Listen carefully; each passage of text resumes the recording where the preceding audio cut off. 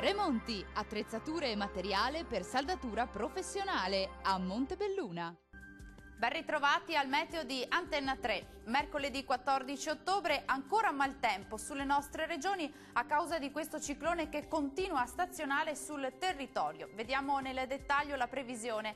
Sul Veneto precipitazioni diffuse e localmente abbondanti su parte del territorio, temporali sparsi su gran parte delle province ma meno probabili sul Vicentino e anche sul Bellunese. Temperature massime che saranno attese tra 16 e 20 gradi con valori notturni a 14-17 gradi circa.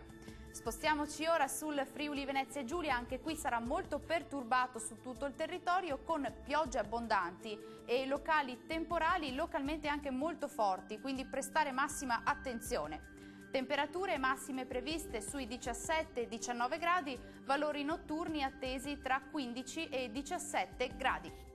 Spostiamoci sul Trentino Alto Adige, il tempo rimane perturbato su tutto il territorio con precipitazioni diffuse e temporali possibili sul Trentino.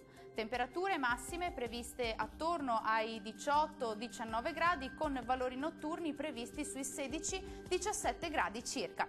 Uno sguardo alla situazione dei mari e dei venti. Il mare sarà mosso, localmente poco mosso nel Golfo di Trieste. I venti invece saranno deboli, meridionali sulle zone costiere, moderati al largo. Dal meteo anche per oggi è tutto. Grazie per l'attenzione e arrivederci al prossimo aggiornamento.